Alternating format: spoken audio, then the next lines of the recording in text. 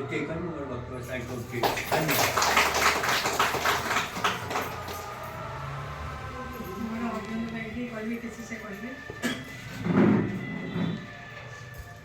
आज पुण्य पवित्र दिन पंचायत परिसर भितर जातीय पताका उत्तोलन अवसर में आयुष सभा पंचायत गृह भितर सरपंच अध्यक्ष सभापति कृतज्ञता नमस्कार जनाऊँगी सभा पाखे बयोज्येष्ठ व्यक्ति पूर्वतन सरपंच अनंतरण बेरा महोदय नमस्कार जनाऊँगी सहित आमर पाखे कंटापड़ा ब्लॉकर प्रतिनिधि अच्छा आपण सभ्य सभा समस्त महिला समस्त नाम मोर नमस्कार मत सुजोग गोटे समाजसेवी हिसाब से ये पंचायत सुजोग देकर निजक गर्व अनुभव करुच्ची बहुत किसी रही खाली कहले प्रति वर्ष परी पताका उत्तोलन करा बसुचे आलोचना करुचे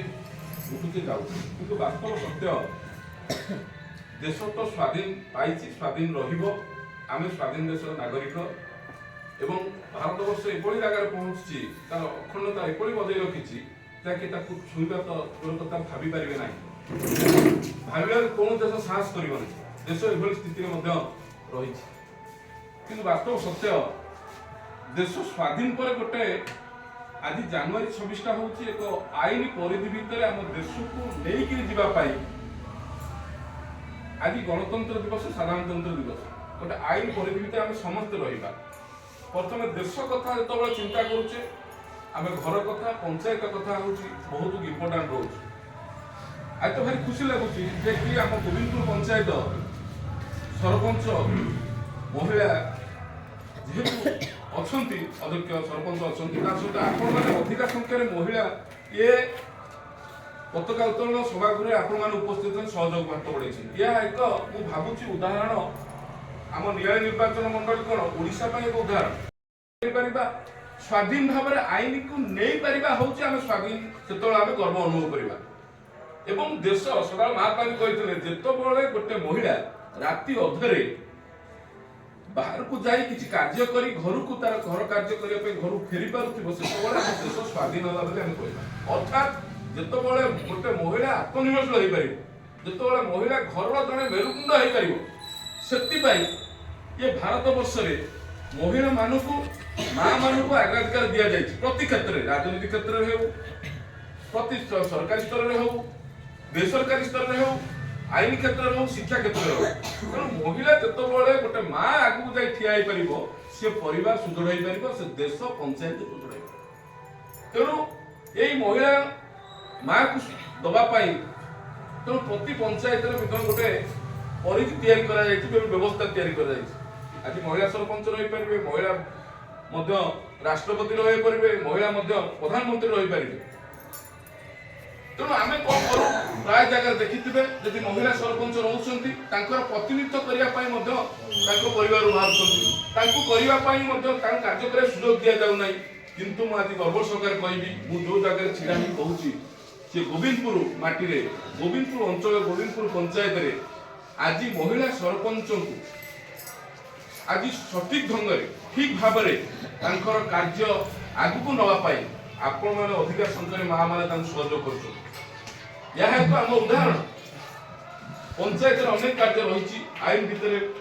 व्यवस्था भितर रही आपण मैंने देखिए वार्ड भाई मैंने अच्छा महिला मैंने अधिका अच्छा पंचायत जदि सशक्तिकरण हम अर्थात पंचायत जिते कार्य आसूची जदि ठीक भाव में विनियोग हम एवं ठीक लोक पाखे ठीक व्यवस्था पहुंचब ताहले आमे देश स्वाधीनता एवं देशर अखंडता एवं निजुक निजर भारतीय आईन भितर आम गोटे ठीक आईन पाइचे बोली अनुभव करवा एवं गर्व करिया खुशी हम जातीय पताका तो सब जगह सारा भारत वर्ष उड़ू किंतु ताको कार्यकारी करे जो महापुरुष माने कौन देश स्वाधीन देइछन माने कौन आमे स्वाधीन भाव में भल भाव में बंची पारिबा आमको कहीं चाबुक मारिक एटा कर बोली करबन तेणु ए क्षेत्र में आमको गोटे स्ट्रंग नेतृत्वर आवश्यकता रही आम तो 150,000 लोक एकादरे जाकि गोटे जिनस अभियोग कर तेणु से क्षेत्र आईन व्यवस्था एक राजनीतिक व्यवस्था निर्वाचन प्रक्रिया रही आम मैंने गण अर्थ समस्त मिसिकी जन को आम बाछा से हूँ पंचायत प्रक्रिया एवं सी लोकटी आम मान ठीक भाव में शिक्षा स्वास्थ्य व्यवस्था आम गाँव गमनागमन पानीय जल व्यवस्था ठीक भाव में से आईन पाखे पहुँचाऊ आईन मध्यम आम कार्य कर ये हूँ राजनीति प्रक्रिया किंतु से प्रक्रिया आज जो भाव में जहाँ को आम बाछुचे आम कौ ढंग बाछुचे और जी जाऊँगी से कौ ढंग चलाऊँ आप समस्त जानी ये तो से प्रक्रिया सभा नुहे तेणु आम मानकर जेहेतु आम किसी समय बसुचे आलोचना करुचे यहीटा गोटे इम्पोर्टाट बहन करूँ आज मु तो खुशी होची जे आम गोविंदपुर पंचायत जेहेतु महिला सरपंच अच्छा आज भी देख गोटे एत बड़ दिन आज पंचायत में बहुत वयोज्येष्ठ लोक अच्छा आम कह आप शुणापी आज आसीना गोटे ये पवित्र दिन में गोटे दिग एवं गोटे व्यवस्था एवं गोटे कार्यकारी कर गोटे आम गोटे शपथ करके आगू नवा जे बहुत कार्य ये पंचायत रही आज महिला सरपंच रही जदि भी आम मान भितर महिला एवं पुरुष भितर गैप अनुभव जो ही भावुची बोधे पुरुष संख्या कमी कौन कारण खाईपे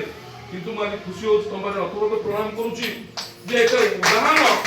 जो एत संख्यार माँ गोटे महिला सरपंच अंटा भिड़ी तेणु मुझे अनुरोध करी सरपंच महाशय को प्रति कार्य को